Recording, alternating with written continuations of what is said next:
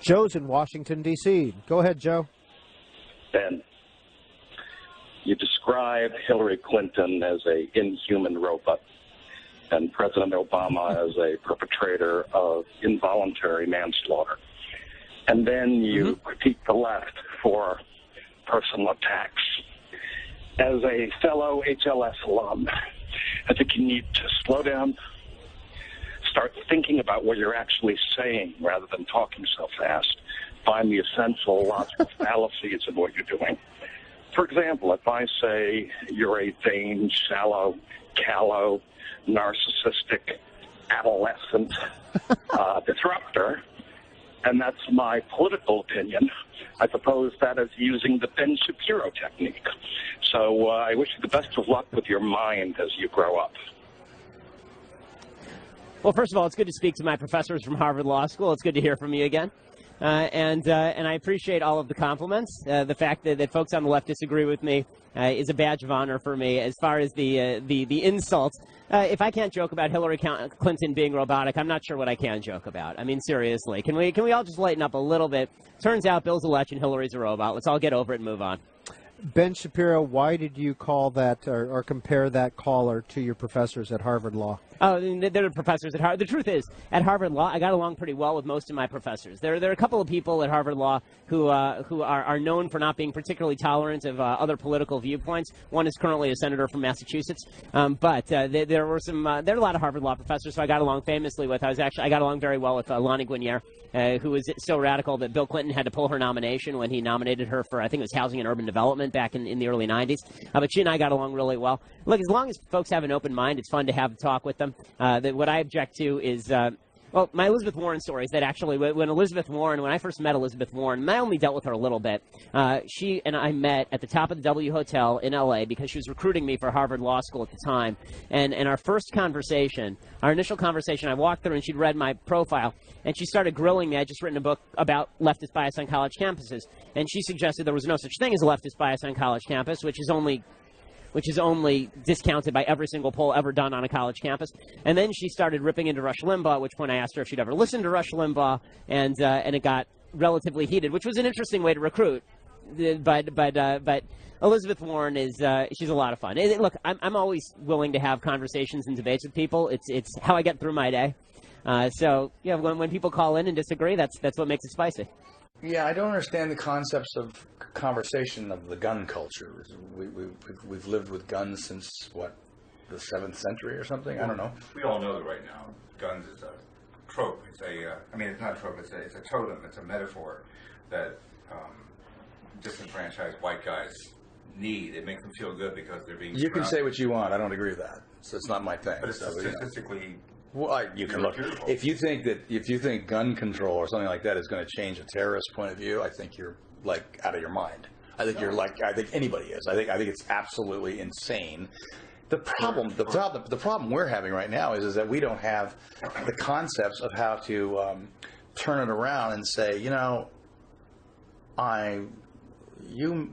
may think you've got me worried about what you're going to do, dude. You're about to find out what I'm going to do.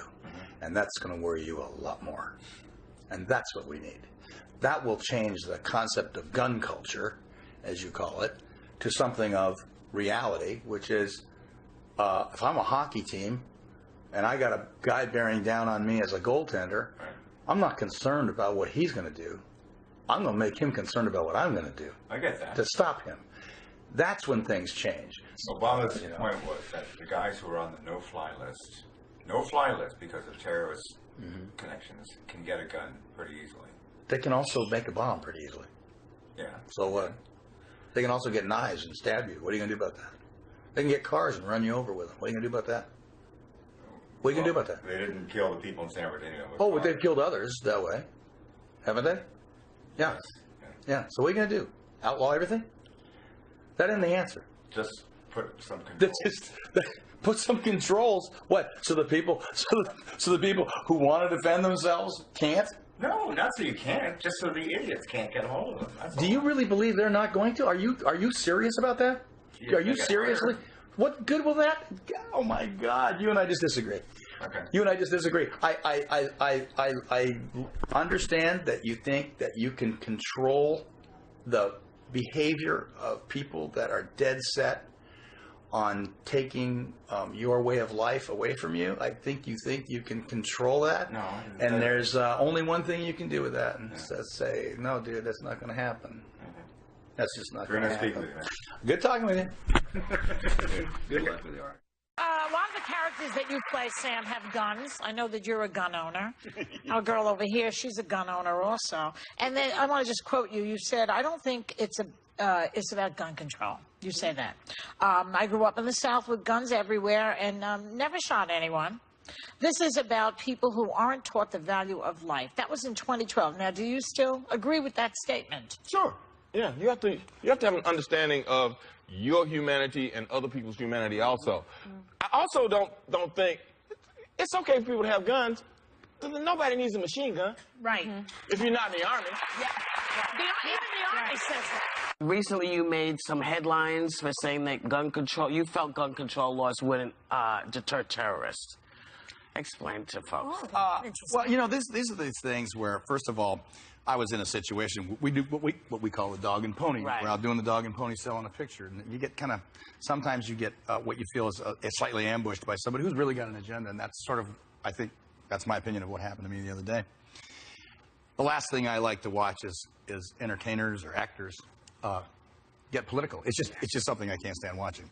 So having said that, no, I was kind of asked to put it in context somehow with this movie.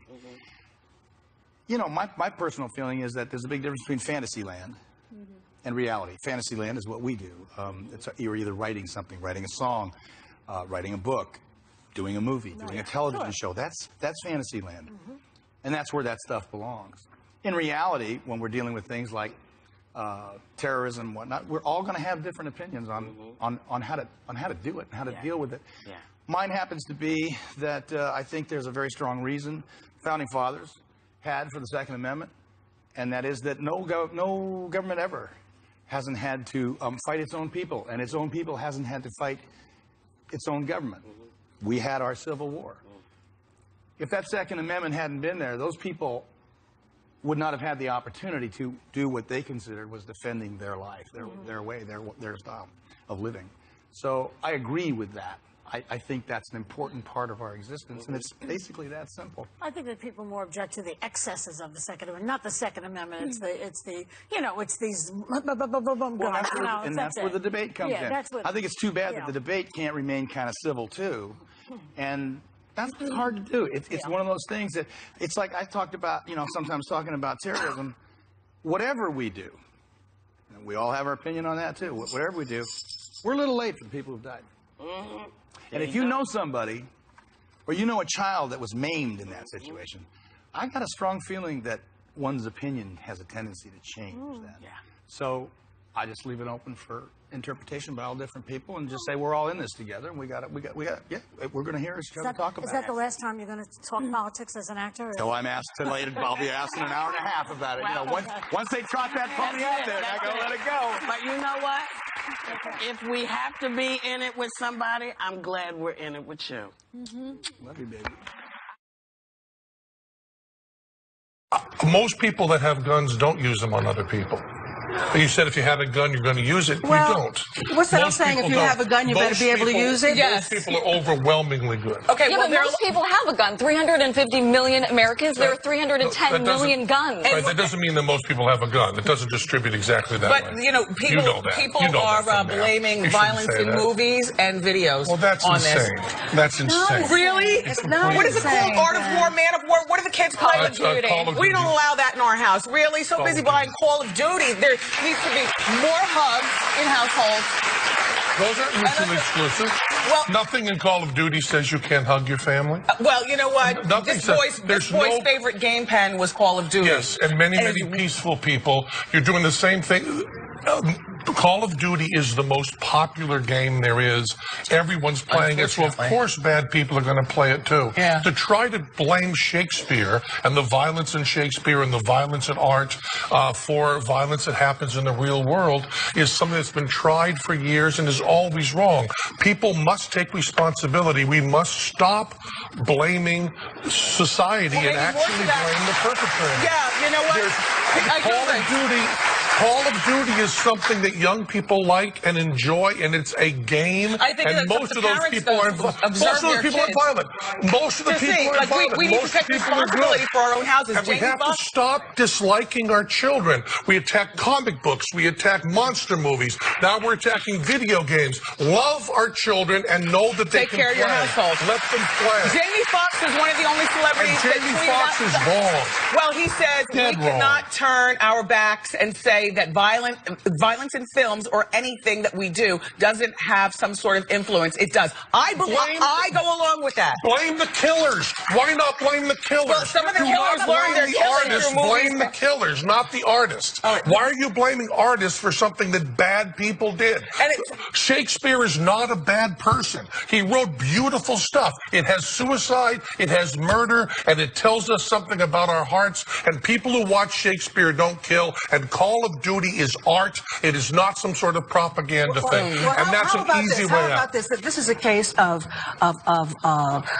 violence with guns, video games, and mental health. Now, here's a kid who was borderline autistic with Asperger's. They have a lot of social problems. They have no violent problems. No.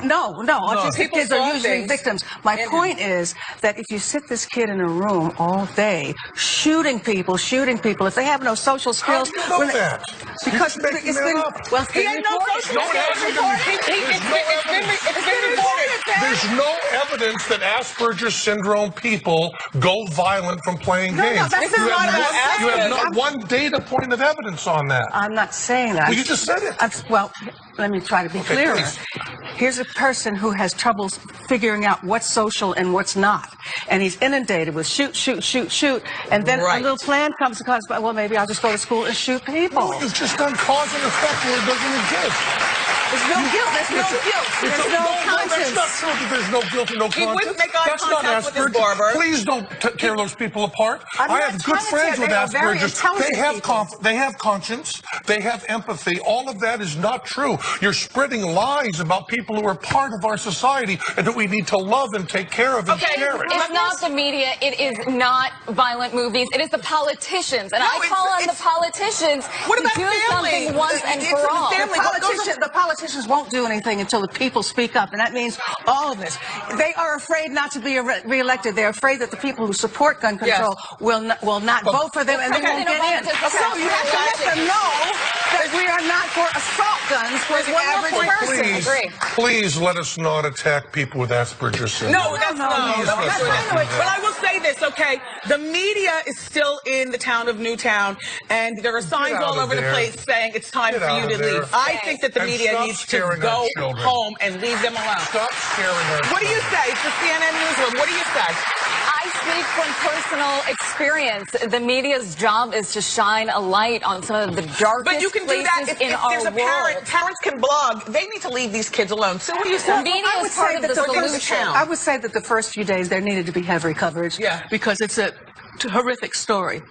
But after a week or two, maybe let your Connecticut people hang in there a little bit. But all that national media and the trucks and the horns and the screaming, out!